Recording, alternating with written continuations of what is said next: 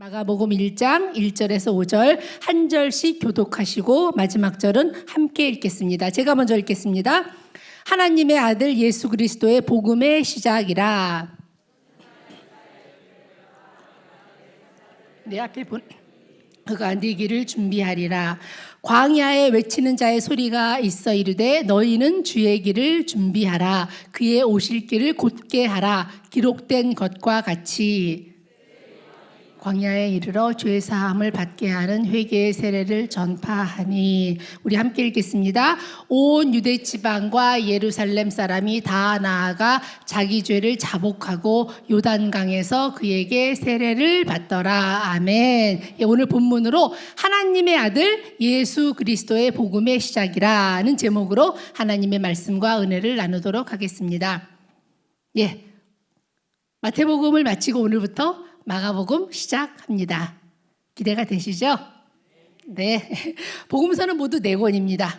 마태, 마가, 누가, 요한복음. 그런데 이 순서는요, 기록 순서가 아닙니다. 이 4권 중에서 제일 먼저 기록된 복음서는 마태복음이 아니고 마가복음입니다.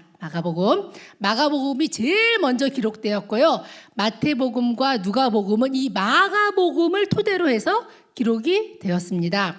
그리고 마가복음을 기록한 마가는요, 사도가 아니었어요. 예수님의 12제자 중 한 사람이 아닙니다. 누가도 아니고요. 마태하고 요한만이 예수님의 직제자입니다. 이 마가가 성경에 처음 등장한 곳이 마가복음인데요. 예수님이 체포되셨을 때 벌거벗고 알몸으로 도망친 사람, 그가 마가입니다. 우리 마가복음 14장 51절 52절을 보겠습니다. 시작.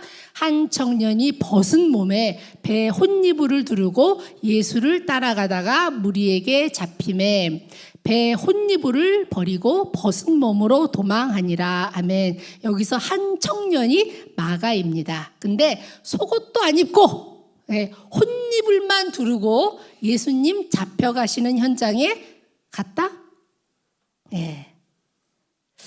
예수님에 대한 기본적인 예의가 없었다는 거죠. 없었습니다. 예수님에 대해서 별 관념도 개념도 없었다는 거예요. 적어도 속옷은 입었어야죠. 적어도 벌거벗고 잠자고 있다가 겉옷도 아닌 덮고 자던 옷 이불을 두르고 현장에 갔다? 구경 삼아 갔다는 거죠.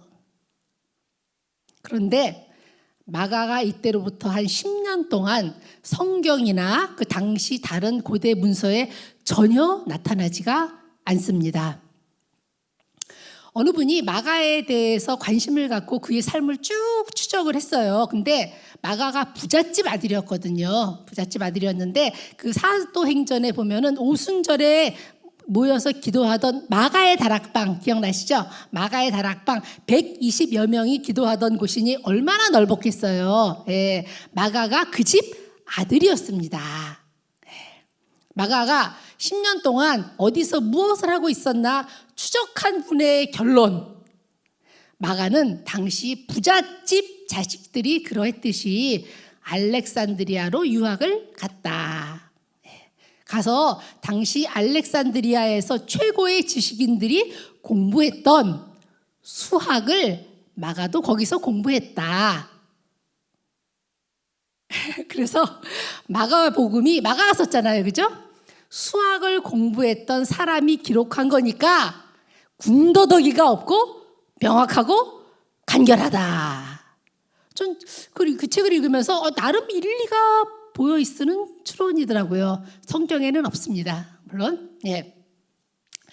또 마가는요, 바울하고 바나바에게 다툼의 원인을 제공했던 사람입니다.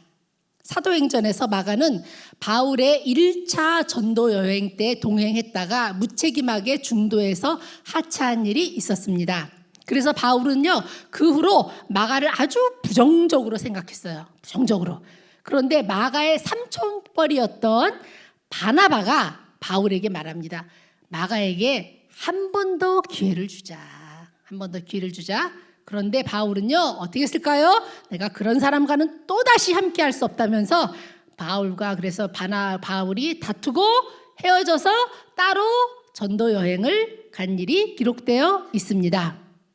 근데 그랬던 마가가 후에 변화가 됩니다. 변화가 돼요. 바울이 감옥에서 쓴 마지막 편지가 디모데 후서인데요. 거기서 바울이 말합니다. 바울이 뭐라고 그랬어요? 내가 그런 놈하고는 다시는 안 가겠다 했는데 바울이 말해요. 마가를 나에게 데리고 오라. 그가 나의 일에 유익하다. 마가가 변한 거예요. 마가가. 사람 참 변하기 힘들잖아요. 변하기 힘든데 마가가 어떻게 바울 같은 사람이 마가가 나에게 유익하다고 할 정도로 변화되었을까? 성경은 그에 대해서 아무런 말씀이 없습니다. 그런데 힌트는 있습니다. 베드로의 편지, 베드로 전서를 마무리하면서 베드로는 이렇게 기록하고 있습니다. 베드로 전서 5장 13절입니다. 시작. 택하심을 받은 바벨론에 있는 교회가 너희에게 문안하고 내 아들 마가도 그리하느니라. 아멘. 내 아들 마가도 그리하느니라. 마가. 네. 바벨론에 있는 교회는 로마 교회를 말하는 거고요. 여기서 베드로는 마가를 내 아들이라고 해요. 내 아들. 마가가 어떻게 이렇게 변할 수 있었을까? 바울이 거부하고 멀리한 마가를 누가 품었을까요? 베드로가 품은 거예요. 베드로가 품었어요. 베드로가 품고 양육해서 또 한 명의 위대한 주님의 제자로 만들었던 겁니다. 그런데 베드로는 어떻게 해서 마가를 품었을까요? 어떻게 마가 같은 사람을 베드로가 품었을까? 베드로 자신이 실패했던 사람이거든요. 예수님을 3번이나 부인하며 저주했던 실패한 사람이었기 때문에 그래서 실패했던 마가를 베드로가 품을 수 있었던 겁니다. 주님 안에서 그 어떤 것도 헛되지 않습니다. 절대로 헛되지 않습니다. 실패까지도 용납하시고 그 실패를 통해서 더 큰 하나님의 뜻과 계획을 이루시는 분이 바로 우리의 주님, 우리의 아버지, 우리의 하나님이십니다.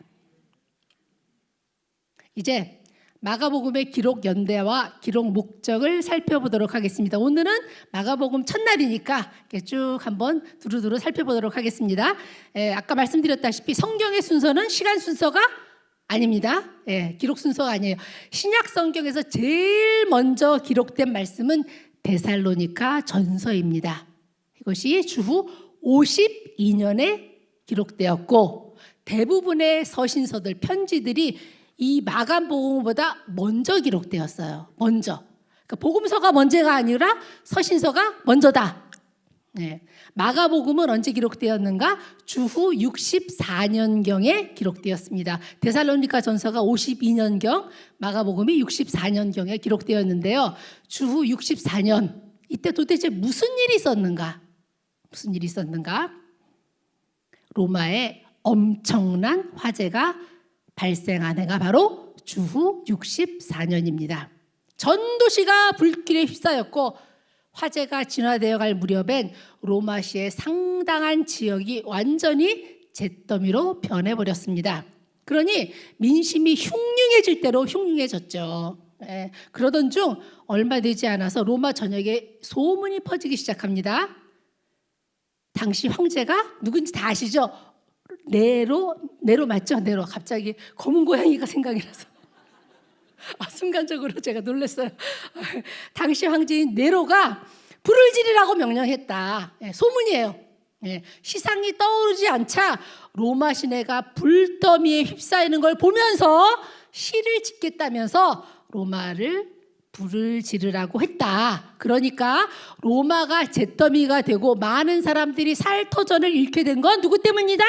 네로 황제 때문이다. 이런 소문이 쫙 퍼지는 거예요.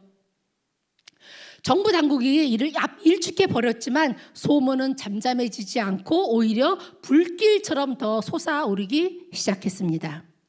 이때 필요한 게 뭐죠? 이때 필요한 게 희생양이죠. 희생양.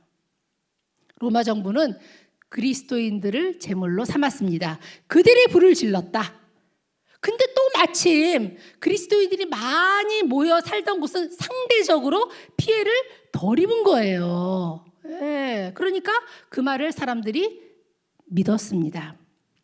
그래서 많은 그리스도인들이 방화 혐의로 체포되고 구금되고 처형당했습니다. 살아남은 그리스도인들은 카타콤의 깊은 동굴로 숨어들었고 더러는 목숨을 보존하기 위해서 해외로 흩어졌습니다. 그런데 이런 사건들이 일어난 직후에 로마의 작은 책자 하나가 사람들 사이에 건네지기 시작합니다. 그 소책자는 이렇게 시작합니다. 하나님의 아들 예수 그리스도의 복음의 시작이라. 아멘. 그 책이 바로 마가복음이었습니다. 예, 마가복음의 기록 목적은요, 박해가 시작되었다. 계속될 것이다. 그러나 죽으시고 부활하신 하나님의 아들 예수 그리스도, 그가 구원자이시다. 그가 승리자이시다. 그래서 우리는 이미 승리를 얻었다. 그러므로 인내하라. 끝까지 견디는 자는 구원을 받으리라. 마가복음 13장 13절입니다. 시작. 또 너희가 내 이름으로 말미암아 모든 사람에게 미움을 받을 것이나 끝까지 견디는 자는 구원을 받으리라. 아멘. 아멘. 예, 마가복음은요, 그래서 1장 1절은요, 승리의 선포로 시작합니다. 예수는 하나님의 아들이시다. 그 예수 그리스도의 복음이 시작되었다. 우리 1장 1절 함께 큰 소리로 읽겠습니다. 시작. 아멘. 저는요, 이 마가복음이 신약 성경에서 제일 앞에 위치했다면 어땠을까 생각해 봅니다. 왜냐하면 이 마가복음 1장 1절과 창세기 1장 1절이 쌍둥이 선포입니다. 쌍둥이 선포예요. 이상하죠, 갑자기. 우리 창세기 1장 1절은요, 창조의 시작입니다. 창조의 선언입니다. 우리 함께 외우겠습니다. 시작. 태초에 하나님이 천지를 창조하시니라. 아멘. 그런데 이 창세기 1장 1절보다 더 위대할 수 있는 말씀, 새로운 창조의 시작을 알리는 말씀이 바로 오늘 마가복음 1장 1절입니다. 새 창조, 하나님의 아들 예수 그리스도의 복음이 시작되었다. 예수 그리스도의 기쁜 소식이 시작되었다. 예수가 오심으로 복음의 새 시대가 이미 시작되었다. 새로운 세계가 열렸다. 우리 인생이 어떻게 새로워질 수 있을까요? 어떻게 새로워질 수 있을까요? 네, 무의미함, 혼돈, 좌절, 흑암, 공허, 혼란하고 불안하고 두려운 인생이 어떻게 새로워질 수 있겠습니까?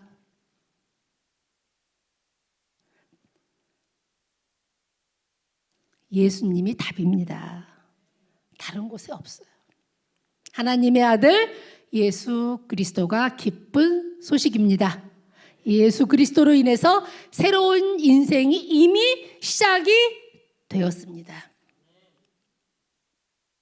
믿음으로 고백하시기 바랍니다. 믿음으로 담대하게 선언하고 공표하고 다시 선포하겠습니다. 1장 1절 시작. 하나님의 아들 예수 그리스도의 복음의 시작이라. 아멘. 복음, 그 뜻은 기쁜 소식입니다. 이 복음이라는 말이 4복음서 중에서 마가복음에 제일 많이 나와요. 그리고 다른 복음서에서는 4장에 가서야 복음이라는 말이 나오는데 마가복음은 시작하면서 바로 나옵니다. 기쁜 소식. 지금 마가는요, 우리 독자들에게, 우리들에게 강력하게 지금 요청하고 있는 거예요. 예수 그리스도의 복음, 기쁜 소식, 그 예수를 받아들여라. 영접하라. 아멘이시죠? 2절과 3절은요. 그 예수님은 구약이 예언하신 분이다. 구약이 계속 예언하신 분이다. 예수님이 오심으로 그 구약의 예언이 성취되었다. 또한 세례 요한도 이미 구약에 예언되어 있던 사람이다. 우리 2절, 3절 보도록 하겠습니다. 시작. 선지자 이사야의 글에 보라, 내가 내 사자를 내 앞에 보내노니 그가 내 길을 준비하리라. 광야에 외치는 자의 소리가 있어 이르되 너희는 주의 길을 준비하라. 그의 오실 길을 곧게 하라. 기록된 것과 같이. 아멘. 여기서 광야에 외치는 자는 세례 요한을 말합니다. 그러니까 세례 요한은 메시아가 오실 때 사람들이 그를 받아들일 수 있도록 준비시키고 주님의 오실 길을 닦는 사명을 가진 사람이었습니다. 그래서 2절 보니까요. 내 새 사자를 너 앞에 보내노니 그가 세례 요한이 예수님의 길을 준비하리라. 누가 준비한다고요? 세례 요한이 준비시키는 사람이에요. 3절도 주의 길을 준비하라. 그의 오실 길을 곧게 하라. 준비하라는 거예요. 세례 요한은 우리로 예수님을 영접하도록 준비시키는 사람이었습니다. 예수님이 소망이고 구원이고 복음의 시작, 재창조의 시작이라면 사람들로 하여금 예수님을 받아들이게 하는 일보다 더 중요한 일이 어디에 있겠습니까? 그런데 그 예수님을 받아들이게 하는 가장 중요한 준비가 뭐냐? 가장 중요한 준비가 뭐냐? 그건 죄로부터 돌이키는 회개입니다. 회개. 그래서 요한이 외쳤습니다. 회개하라. 천국이 가까이 왔느니라. 마태복음 3장 1절 2절 보도록 하겠습니다. 그죠? 시작. 그때 세례 요한이 이르러 유대 광야에서 전파하여 말하되 회개하라. 천국이 가까이 왔느니라 하였으니 예수님의 첫 번째 말씀도 이와 동일합니다. 마태복음 4장 17절입니다. 시작. 이때부터 예수께서 비로소 전파하여 이르시되 회개하라. 천국이 가까이 왔느니라 하시더라. 아멘. 세례 요한도 예수님도 첫 번째 일성이 회개하라예요. 회개하라. 그래서 세례 요한이 예수님이 오실 길을 준비하는 것, 우리로 예수님을 영접하게 하기 위해서 준비하게 하는 것, 회개다. 계속해서 4절과 5절을 보도록 하겠습니다. 시작. 세례 요한이 광야에 이르러 죄 사함을 받게 하는 회개의 세례를 전파하니 온 유대 지방과 예루살렘 사람이 다 나아가 자기 죄를 자복하고 요단강에서 그에게 세례를 받더라. 아멘. 예수 그리스도의 복음이 시작되었다. 예수 그리스도를 통해서 하나님의 나라가 하늘에서 이 땅으로 침투해 오셨다. 예수 그리스도를 통해서 천국문이 열렸다. 그 천국 회개를 통해서만 들어갈 수 있다는 겁니다. 그래서 세례 요한이 회개의 세례를 전파한 겁니다.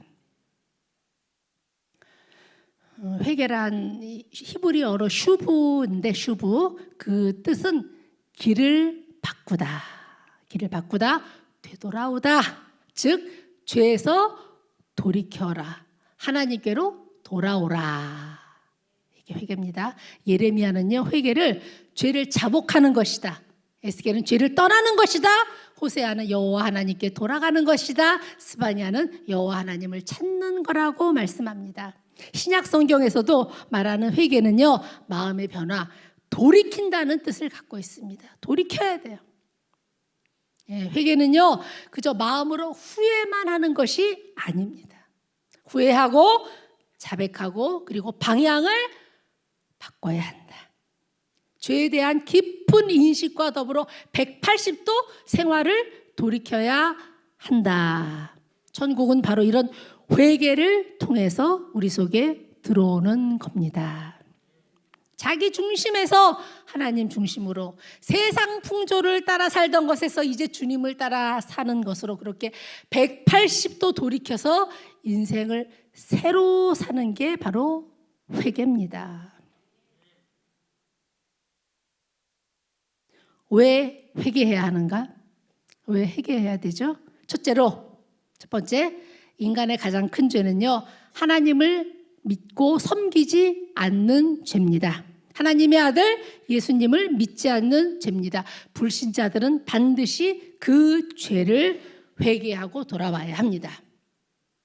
성경에도 성령이 오시면 죄에 대해서 책망하시는데 그 죄는 예수님을 믿지 않는 죄라고 말씀합니다. 예수님을 믿지 않는 죄가 가장 큰 죄입니다.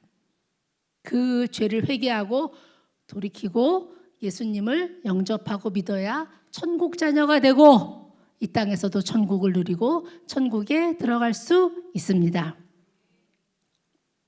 둘째로, 그러면 그리스도인은 이미 회개하고 삶을 하나님께로 돌이킨 하나님을 바라보며 사는 이미 모든 죄를 용서받은 사람입니다.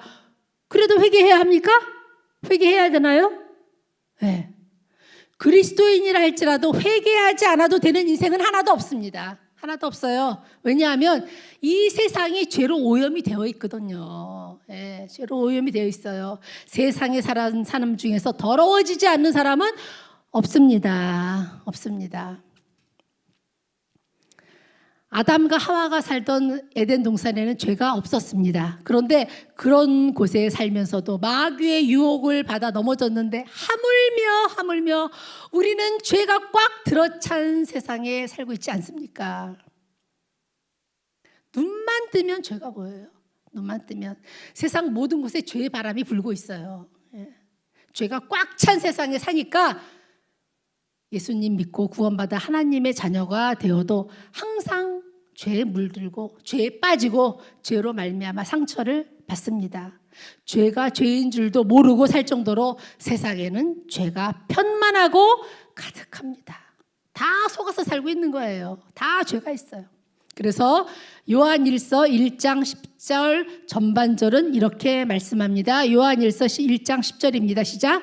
만일 우리가 범죄하지 아니하였다 하면 하나님을 거짓말하는 이로 만드는 것이니. 아멘. 죄가 가득한 세상에 살면서 난 죄 없어요. 그런 자는 하나님을 거짓말쟁이로 만든다는 거예요.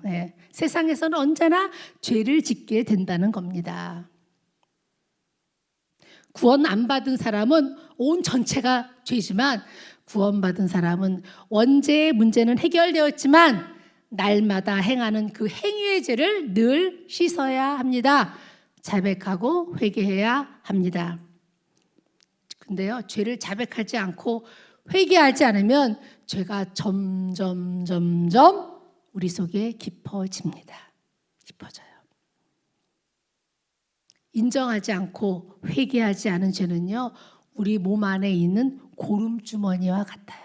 결국 마침내 온 몸을 병들게 하고 죽음에 이르게 합니다. 고름주머니는요, 반드시 찢고 고름을 제거해야 합니다. 제거해야 돼요. 그게 회개입니다.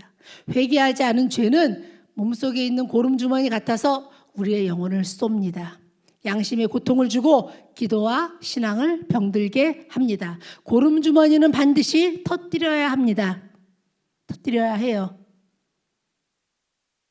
근데 좀 나이 드신 분들은 알겠지만 저를 포함해서 고름 옛날에는 많이 났었어요. 그 고름 이거 아파요, 안 아파요? 얼마나 아픈데요? 고름주머니 터뜨리는 거요? 아파요. 아파요. 마찬가지로 회개도 아파요. 수치스러워요. 회개는 너의 탓이 아니고 내 탓이다. 자존심 상하고 부끄럽습니다. 합리화하고 싶어요. 그러나 그게 신앙의 병을 고치는 유일한 길입니다. 유일한 길이에요. 왜 나는 하나님의 자녀인데 새 시대가 시작되었는데 왜 기도도 안 나오고 찬송을 해도 은혜가 없고 마음에 기쁨이 없는가? 교회 가고 싶은 마음이 왜 없는가? 고름주머니를 감추고 덮고 있는 거예요. 고름으로 인해서 영혼이 죽어가고 있는 거예요. 야고보서는 말씀합니다. 야고보서 5장 11절입니다. 시작. 그러므로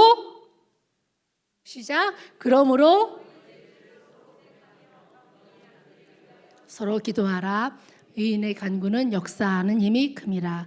죄를 회개하고 고름주머니를 터뜨려내고 씻어내고 병고침을 위하여 기도하면, 회개하고 기도하면 마음의 병도 낫고 육신의 병도 고침을 받는다고 성경은 분명하게 말씀하고 있습니다. 첫 번째, 불신자들은 전체가 죄다. 주께로 돌이켜야 한다. 이미 주께로 돌이킨 그리스도인은 그 죄악을 씻어내야 된다. 고름주머니다. 그렇지 않으면은 이 세상에 살고 있는 모든 자들은 죄에서 자유한 사람 한 사람도 없다. 그 고름주머니를 짜내야 된다. 세 번째, 회개는요, 청소하는 것과 같습니다. 날마다 해야 해요. 예수님을 믿어도 내가 오늘 밖에 아무도 안 만났어. 집에 가만히 있었어. 나 아무런 죄 안 졌어. 안 짓나요? 성경에 있죠. 마음에서 나오는 악한 생각이 너를 더럽히느니라. 예. 악한 생각이 다 있어요, 우리 마음에. 예. 그리고 내가 하나님이 거하시는 성전이기 때문에 날마다 청소해야 합니다.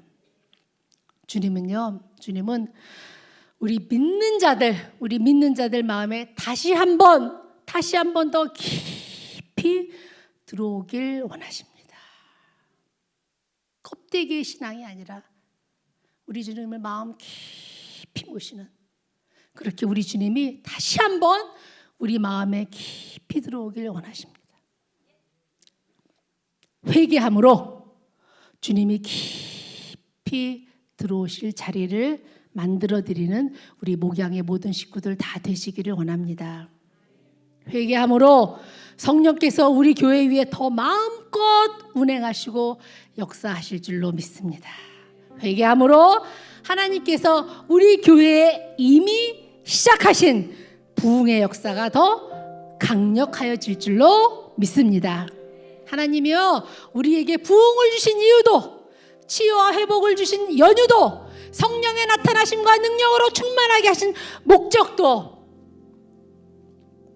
우리로 하나님 앞에 더 회개하고 더 낮아지고, 그래서 우리 목양교회와 한국교회가 오직 하나님의 이름과 영광만을 높여드리는 진정한 하나님의 교회, 진정한 그리스도인들 다 되게 하심인 줄로 믿습니다. 우리 함께 기도하실 때, 거룩하신 성령님, 얼마나 많은 죄가 이 세상과 우리 안에 만연하고 있는지요. 그리스도인이라고 하면서도 죄가 죄인 줄도 모르고 오히려 그 죄를 자랑하며 합리화하며 사는 인생이 얼마나 많은지요. 주님, 임하여 주시옵소서. 내게 회개의 영으로 임하여 주시옵소서. 죄를 벗어 던지고 고름주머니를 째고 제거하고 닦고 주께로 완전히 돌이키게 하여 주시옵소서. 함께 주님의 이름을 부르며, 주님, 회개의 영으로 임하여 주시옵소서. 주께로 돌이키게 하여 주시옵소서. 주님의 이름을 부르며 기도하시겠습니다. 주여.